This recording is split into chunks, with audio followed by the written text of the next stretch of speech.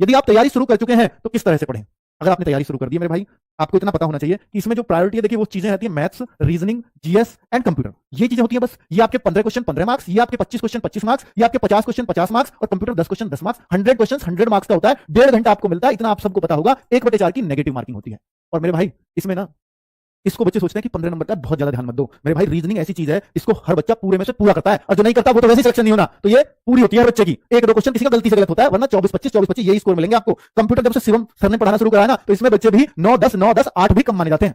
8 से 10 के बीच बहुत आसानी से नंबर आ जाते हैं। एमएस एक्सेल और वर्ड आपने बहुत बढ़िया से कर लिया, तो 8-10 नंबर आपके कहीं नहीं गए। दो ही चीजें जो बहुत अच्छे से आपको करनी है, और वो शिवम सर को बहुत अच्छे से आती है। अब उनको पता है कैसे बच्चों के 8-10 नंबर लवाने। तो ये भी, तो ये दोनों चीजें मेरिट पर। अब आपको सर इसमें कोई 5 कर आया तो बेटा वो तो गया गड्ढे में, फिर नहीं होना सिलेक्शन। मैंने इसमें 8 से 10 बोला तो वही स्कोर अच्छा है, मैंने इसमें 23 से 25 बोला तो वही स्कोर अच्छा है। इसके बीच में इससे नीचे अगर गए तो कम है, इससे नीचे अगर गया तो कम है। अब बात बचती है मैथ और जीएस की। यही दो चीजें जिनसे सिलेक्शन होते हैं, ये दोनों तो बच्चे इतना ही करते हैं। अब बात भाई, अब आप कहो कि सर मैं एक न्यू फ्रेशर हूं, तो मेरे भाई सबसे पहले इसको करके फेंक दो, फिर इसको करके फेंक दो। अगर आप फ्रेशर हो, बहुत आसानी से हो जाती हैं चीजें। और अगर आप साइंस के स्टूडेंट हो ना, तो इसको साथ साथ लेकर के चलो। सबसे आसान चीज आपको फिर ये लगने वाली है, लेकिन कुछ बच्चों के लिए सबसे मुश्किल चीज ये होती है, और इसको छोड़ के चलते हैं। भाई इसको छोड़ना, समझ लीजिए दिल्ली पुलिस में कोई सी भी एक सब्जेक्ट को लूज पकड़ा, इसलिए तो दिल्ली पुलिस को क्यों लोग मुश्किल मानते हैं, क्योंकि अगर कुछ भी लूज छोड़ा तो आपका सिलेक्शन नहीं होना, और चारों का कमांड होना ये कला है।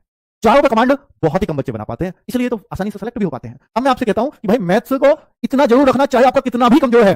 पर भाई कमजोर वालों के लिए कह रहा हूं कि 12-13 क्वेश्चन आपके हो जाएं हर हाल में, इतना जरूर रखना। और इतने हर किसी को करने लायक आते हैं इसमें। बस 1-2 क्वेश्चन को अगर छोड़ दें तो 12-13 क्वेश्चन हर बच्चा कर सके, ऐसा ही मैथ पूछा जाता है।